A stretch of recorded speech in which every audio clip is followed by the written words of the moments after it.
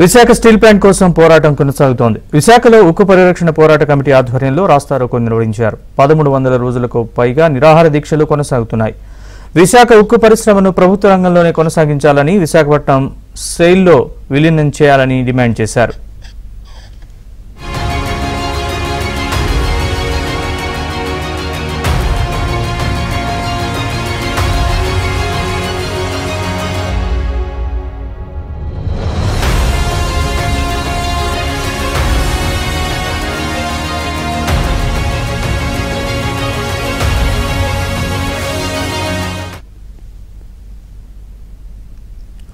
Visakha steel plant కోసం పోరాటం కొనసాగుతోంది. విశాఖలో ఉక్కు పరిరక్షణ పోరాట కమిటీ ఆధ్వర్యంలో రాస్తారోకో నిర్వహించారు. 1300 రోజులకు పైగా నిరాహార దీక్షలు కొనసాగుతున్నాయి. విశాఖ ఉక్కు పరిశ్రమను ప్రభుత్వ రంగంలోనే కొనసాగించాలని, సెయిల్లో విలీనం చేయాలని డిమాండ్ చేశారు.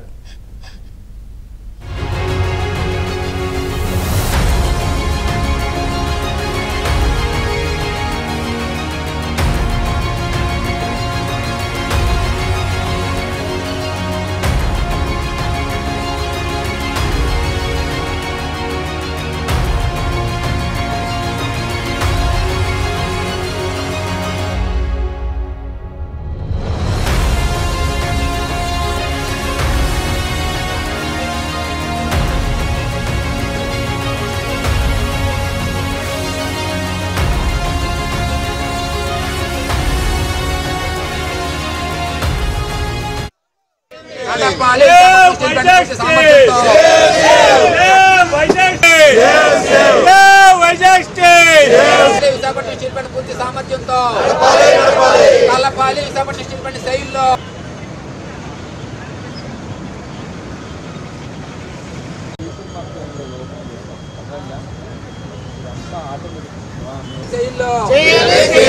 జయప్రదం చేయండి. ఈ రోజు జరుగుతున్న రాష్ట్ర రూపాలను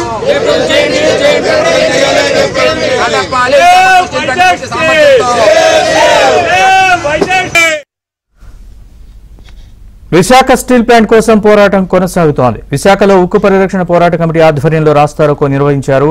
1300 రోజులకు పైగా నిరాహార దీక్షలు కొనసాగుతున్నాయి. విశాఖ ఉక్కు పరిశ్రమను ప్రభుత్వ రంగంలోనే కొనసాగించాలని, విశాఖపట్నం సెయిల్లో విలీనం చేయాలని డిమాండ్ చేశారు.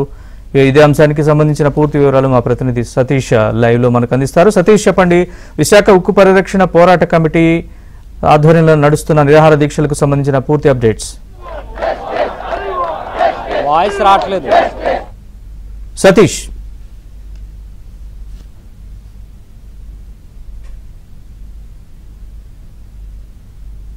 విశాఖ స్టీల్ ప్లాంట్ దగ్గర ఉన్నాం.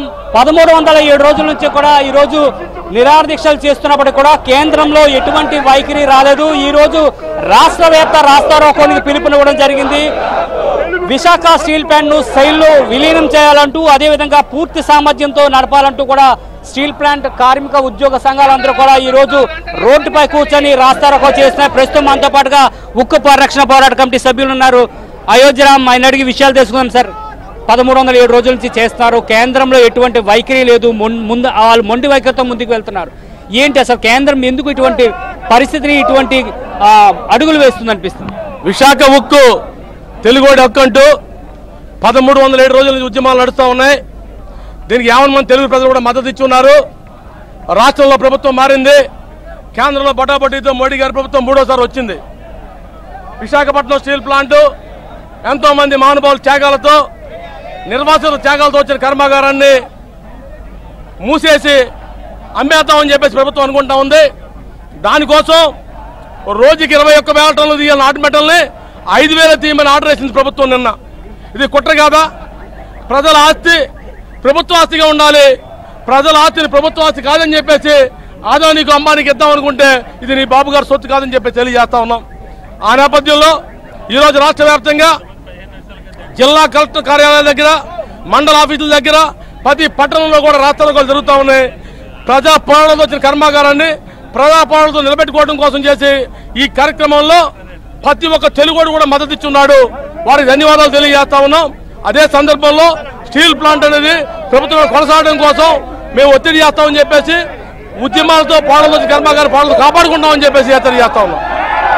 సార్ ఒక పక్క ఉద్యోగులు ఒక పక్క ఉత్పత్తిని తగ్గించే విధంగానే కేంద్రం వ్యవహరిస్తుందంటారు. కేంద్ర ప్రభుత్వం విశాఖ ఉక్కునే ప్రైవేటీకరణ చేయాలని చెప్పేసి రోజు ఉత్పత్తిని తగ్గించి ఆదానికి విశాఖ ఉక్కు కర్మాగారాన్ని అమ్మన్నారు. ఈ రాష్ట్ర ప్రభుత్వం విశాఖ ఉక్కు కర్మాగారం శైలిలో విలీనం చేయాలని చెప్పేసి ప్రభుత్వ రంగంలో కొనసాగించాలని చెప్పేసి 22 జిల్లాల్లోని వేళ ధర్నాలు రాస్తారోకోలు జరుగుతున్నాయి. భవిష్యత్తులో కూడా పెద్ద పోరాటాలు చేయడానికి సిద్ధంగా ఉన్నామని చెప్పి కేంద్ర ప్రభుత్వానికి హెచ్చరిస్తున్నాం. ఎట్టి పరిస్థితుల్లో కూడా మేము ప్రాణాలు తెగించున్నాం. ఈ స్టీల్ ప్లాంట్ కాపాడుకుంటాం ఖచ్చితంగా. ఇది ఎవరి సొమ్ము కాదు, 140 కోట్ల ప్రజల ఆస్తి. ఇది ఆంధ్రప్రదేశ్ తాలూకా తెలుగు ప్రజల ఆస్తి. కాబట్టి మేము ఈ స్టీల్ ప్లాంట్ ని కాపాడుకునే వరకు ఆగం. కేంద్ర ప్రభుత్వం మొండిగా వ్యవహరిస్తుంది. చంద్రబాబు నాయుడు గారు ఇప్పుడైనా కేంద్ర మోడీ గారితో ఒప్పించి స్టీల్ ప్లాంట్ సేల్లో మిర్చి చేయాలి, ఈ స్టీల్ ప్లాంట్ కాపాడాలని చెప్పి మేము చంద్రబాబు నాయుడు కూడా మేము డిమాండ్ చేస్తున్నాం. ఇప్పుడు పోలీసులు కూడా వీరందరినీ కూడా బయటికి తీసుకెళ్లి అరెస్ట్ చేసే పరిస్థితి కనిపిస్తుంది. మొత్తం అందరినీ కూడా లేపే ప్రయత్నం అయితే చేస్తున్నారు. అయితే ఇక్కడ విశాఖ స్టీల్ ప్లాంట్ ప్రైవేటీకరణ వ్యతిరేకిస్తూ ఈరోజు 1307 రోజుల నుంచి కూడా ఇక్కడ నిరాహార దీక్షలు చేస్తున్నప్పటికీ కూడా కేంద్రం వీళ్ళు మొండి వైఖరితో ముందుకు వెళ్తున్నారు. దౌర్జన్యంగానే వీళ్ళు అరెస్ట్ చేస్తున్నారంటూ కూడా కార్మికులు మండిపడుతున్నారు. చూడొచ్చు, పోలీసులు కార్మికుల్ని బలవంతంగా లాక్కుని వెళ్ళే పరిస్థితి కనిపిస్తుంది.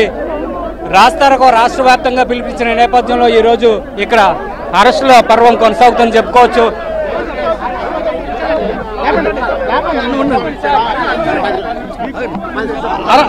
కేంద్ర ప్రభుత్వం వెంటనే స్పందించి విశాఖపట్నం స్టీల్ ప్లాంట్ ని శైలిలో కలపాలి. ఇప్పటికే రాష్ట్ర ప్రభుత్వం అటువంటి హామీ ఇచ్చింది, దానికి కట్టుబడి ఉండాలి.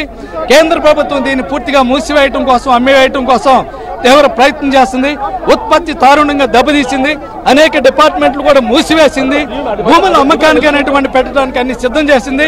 ఈ నేపథ్యంలో కార్మికులందరూ కూడా పెద్ద ఎత్తున ఈ రోజు రాస్తారోకోలు చేశారు. అందువల్ల రాష్ట్ర ప్రభుత్వం స్పందించి కేంద్ర బీజేపీ మీద ఒత్తిడి తీసుకురావాలని మేము డిమాండ్ చేస్తూ ఉన్నాం.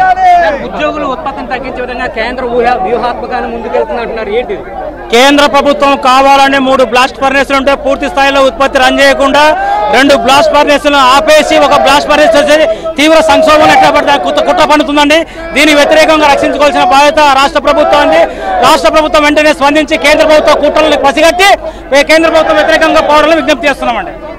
ఏదైతే విశాఖ ఉక్కుని ఈ రోజు కేంద్ర ప్రభుత్వం ఈ 2 రోజులు జరిగే మీటింగ్ లో తక్షణమే విరమించుకోవాలా ప్రకటన లేని అనేది రాష్ట్ర వ్యాప్తంగా జరిగి రాష్ట్ర అవసరం అనుకుంటే కేంద్ర కార్మిక సంఘాలు జాతీయ స్థాయిలో ఉక్కుని పరిరక్షించడంలో కీలక పాత్ర పోషిస్తుందని చెప్పి మీ ద్వారా తెలియజేస్తున్నాం ప్రభుత్వాలకి.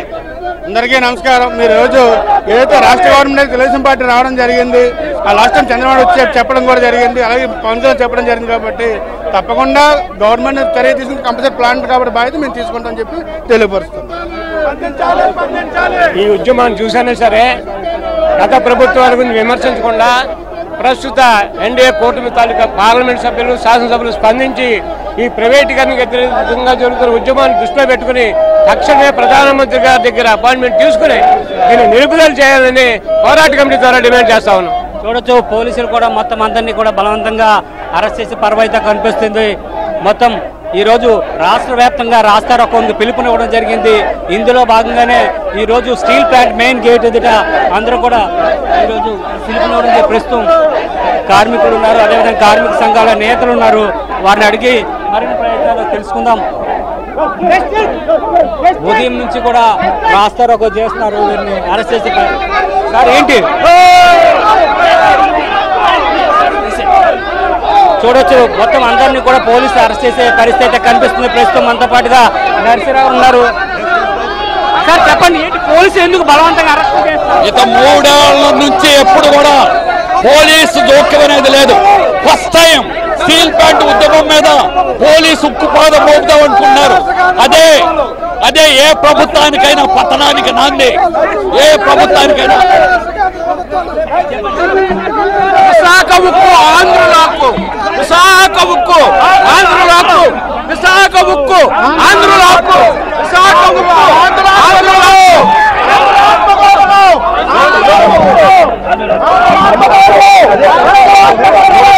పోలీసులు అందరినీ బలవంతంగా తక్కువ ప్రయత్నం చేస్తున్నారు. మొత్తం అందరూ కూడా సమిష్టిగా